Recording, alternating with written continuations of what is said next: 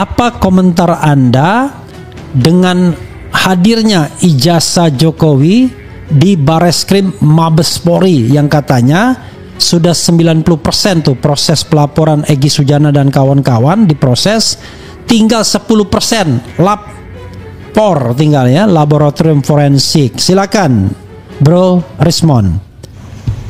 Menurut informasi berita yang saya baca kan 90% itu bukan materinya ya Bang ya, itu kesaksian dari UGM, dari yang lain-lain, dari teman yang mengaku temannya gitu. Jadi yang 10% ini sebenarnya intinya yaitu uji forensik, bukan hanya ijazahnya tetapi juga skripsinya, terutama lembar pengesahan skripsinya itu. Jadi jangan dibelokkan. Kemarin kan yang saya tuduhkan adalah setelah saya mengamati dua-dua itu, ya, setelah mengamati dua-dua itu bahwa kok di lembar pengesahannya seperti ini. Maka jika lembar pengesahannya tidak ada kesesuaian teknologi yang saat itu belum ada, ya Times New Roman itu ya. Iya, maka ijazahnya pasti palsu.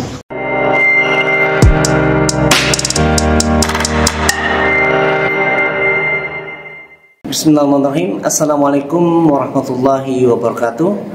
Sahabat IDN Project yang berbahagia, semoga sahabat dalam keadaan sehat dan selalu bersemangat dan bersyukur dalam menjalankan kehidupan sehari-hari. Sahabat IDN Project, sebelum kita lanjut, jangan lupa subscribe, like, share, and comment. Juga nyalakan loncengnya agar sahabat selalu mendapatkan info update dari kami. Sahabat IDN Project, ada video menarik hasil dari wawancara Bang Refli Harun dengan Bang Rismon Sianipar yang kami ambil dari akun X @v3g3l. Rismon Hasiholan Sianipar yang lahir 25 April 1977 adalah seorang akademisi, peneliti dan pengembang perangkat lunak asal Indonesia yang dikenal luas dalam bidang keamanan multimedia, pemrosesan sinyal, citra, video digital, kriptografi, komunikasi digital, forensik multimedia, serta kompresi dan pengkodian data. Ia juga dikenal sebagai aktivis dan aktif sebagai penulis buku dan pembimbing akademik di berbagai institusi pendidikan tinggi. Dalam kasus ijazah Pak Jokowi, beliau memiliki keyakinan bahwa ijazah Pak Jokowi itu palsu. Pendapat beliau dilatar belakangi oleh halaman lembar pengesahan skripsi yang tidak ada kesesuaian teknologi, khususnya jenis huruf Times New Roman yang belum ada saat itu. Maka dari itu, beliau tetap mendukung uji forensik yang dilakukan oleh Mabes Polri dengan syarat pihak kepolisian juga harus bersedia jika hasil pengujian itu diuji lagi oleh pihak luar yang independen. Ini diibaratkan seperti seorang yang datang ke rumah sakit dan mendapatkan diagnosa dari seorang dokter, tapi ia ingin mendapatkan second opinion dari dokter lain untuk meyakinkan bahwa diagnosa dokter pertama tidak keliru. Lalu, bagaimana penjelasan lengkapnya? Kita saksikan videonya berikut ini. Apa komentar Anda dengan hadirnya ijazah Jokowi di Bareskrim Mabes Polri yang katanya sudah 90% tuh proses pelaporan Egy Sujana dan kawan-kawan diproses, tinggal 10% lapor tinggal ya, laboratorium forensik. Silakan Bro Rismon. Menurut informasi berita yang saya baca kan 90% itu bukan materinya ya Bang ya, itu kesaksian dari UGM, dari yang lain-lain, dari teman yang mengaku temannya gitu. Jadi yang 10% ini sebenarnya intinya yaitu uji forensik, bukan hanya ijazahnya tetapi juga skripsinya, terutama lembar pengesahan skripsinya itu. Jadi jangan dibelokkan. Kemarin kan yang saya tuduhkan adalah setelah saya mengamati dua-dua itu, ya, setelah mengamati dua-dua itu bahwa kok di lembar pengesahannya seperti ini. Maka jika lembar pengesahannya tidak ada kesesuaian teknologi yang saat itu belum ada. Ya, Times New Roman itu ya. Iya, maka ijazahnya pasti palsu. Karena tidak mungkin lembar pengesahan itu dibuat dari masa depan, dari tahun 1985. Nah, terkait dengan uji forensik yang dilakukan oleh Bareskrim Polri, yang bakal dilakukan. Ya, yang bakal dilakukan ya, sebaiknya nanti begini, tidak ada manipulasi lagi seperti kasus di Jessica Wongso ya, bahwa mereka memanipulasi bukti. Ini kan nanti akan dilihat rakyat semua gitu, dilihat rakyat semua. Dan kalau memang Bareskrim nanti siap bahwa hasil uji forensiknya itu kredibel, maka secara saintifik ya, kalau kita saintis itu bisa diuji oleh siapapun nanti gitu. Oke, tadi jadi tidak berhenti di Puslap 4 saja gitu ya.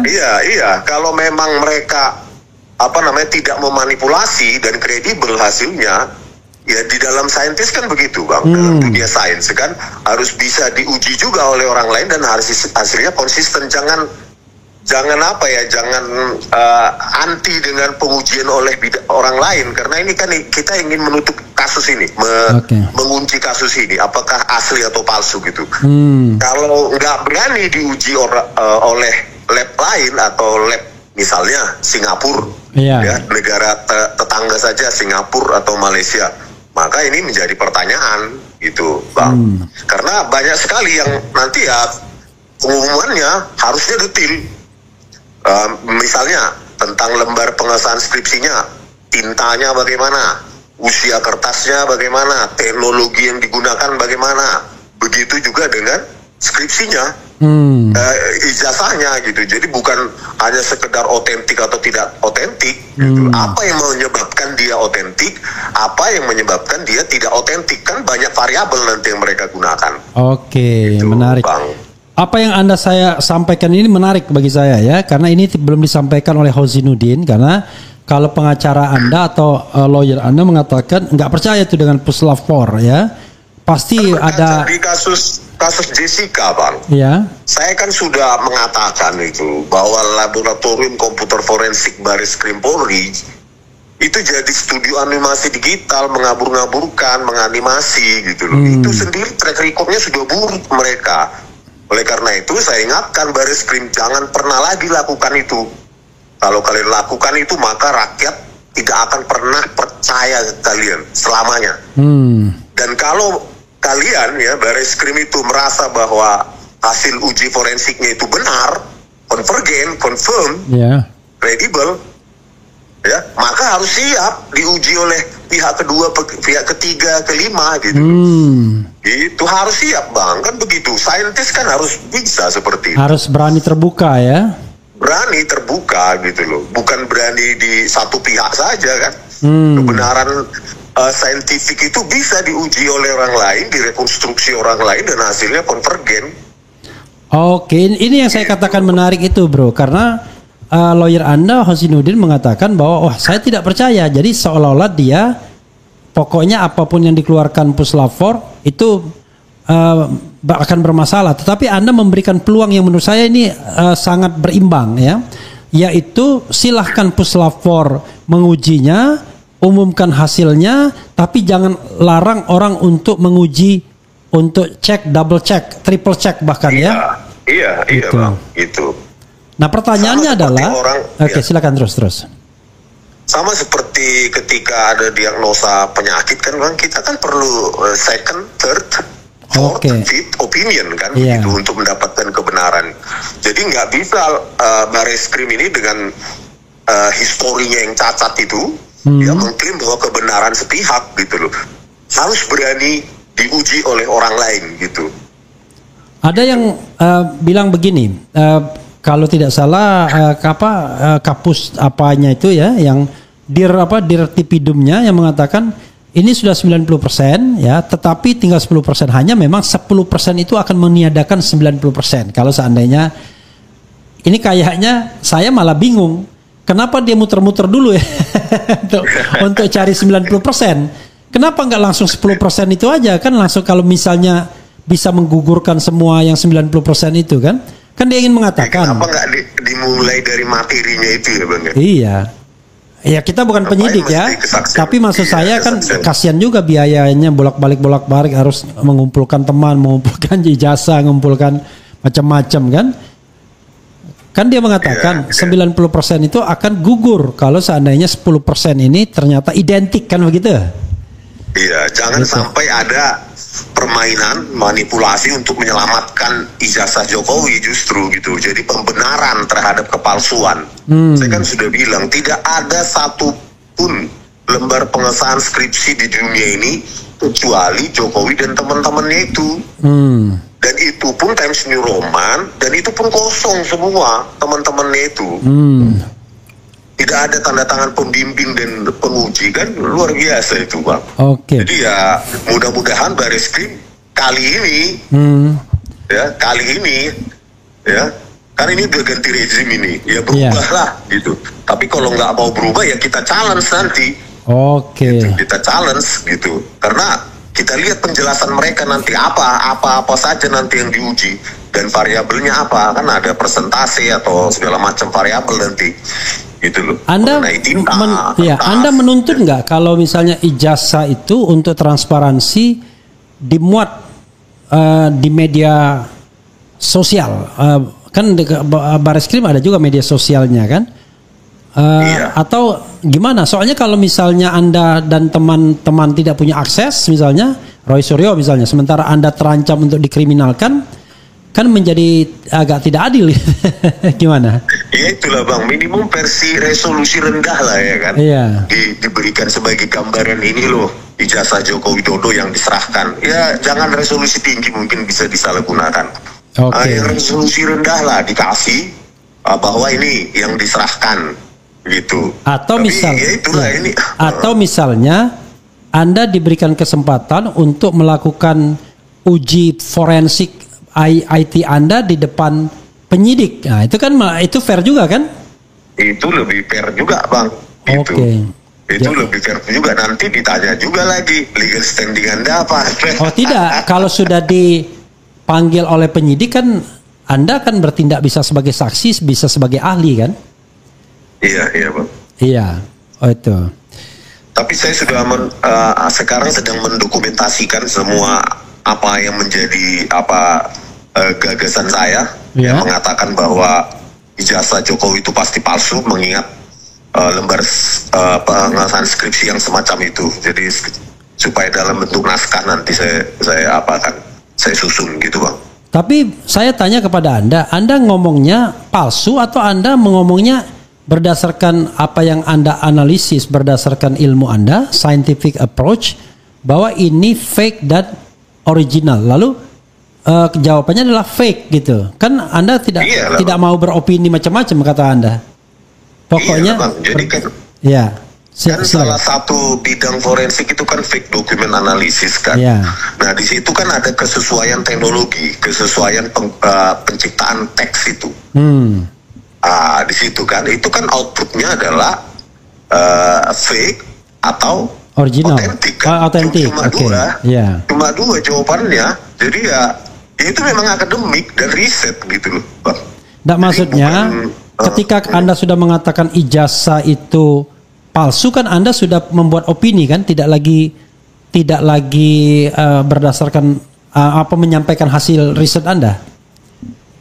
Bukan opini itu Bang, itu kan keluaran dari analisis.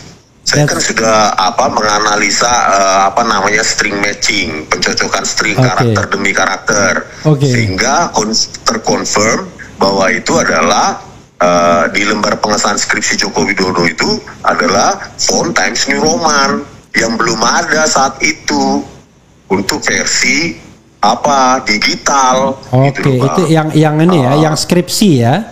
Iya. Jadi kalau yang skripsi itu nggak benar. Maka ijazah pasti palsu kan begitu Bang. Skripsi dia yang paling berat itu adalah membuktikan bahwa Times New Roman itu sudah ada di sana kan begitu yang ini Anda katakan. Kalau ijazah apa yang paling berat untuk dibuktikan? Foto itu. Saya gini Bang. Saya menuntut supaya Bareskrim kalau memang mengatakan itu autentik mereka harus bisa menjelaskan bagaimana merekonstruksi lembar pengesahan skripsi Joko Widodo itu dengan teknologi 1985. Itu harus dijawab juga oleh Bareskrim. Oke, itu untuk skripsi. Nah, sekarang pertanyaan saya, kalau untuk ijazah sepanjang yang Anda lakukan, yaitu dari kader PSI itu yang beredar, apa yang paling bermasalah? Foto itu ya? Foto yang nggak ada lintasan? Kan kita mereferensi dari yang disebar oleh PSI itu Bang ya. Yeah. Dan ketika ditampilkan proyektor maupun yang ditampilkan fotokopi oleh Dr. Sigit Sunarta. Yeah. Nah, di situ kan sudah kita demokan itu Bang. Yeah. Bahwa lintasan dari lintasan dari stempel itu kan tidak ada. Tidak ada di jas yang hitam ya? Jas yang hitam, satu itu. Yeah. Yang kedua adalah jenis font yang digunakan pun itu terlalu cantik untuk tahun 85. Untuk cetakan metal gitu loh Bang. Oke. Nah, ya dari tipisnya kaki-kaki ya, kaki-kaki karakter seperti Z itu. Yeah. Kalau pakai tuangan itu kan blebor tuh Bang. Oke, Itu jadi Anda mengatakan bahwa ini digital nyetaknya ya? Iya. Reproduksi digital gitu ya? Itu merujuk ke yang disebar kemarin itu kan gitu Bang. Oke.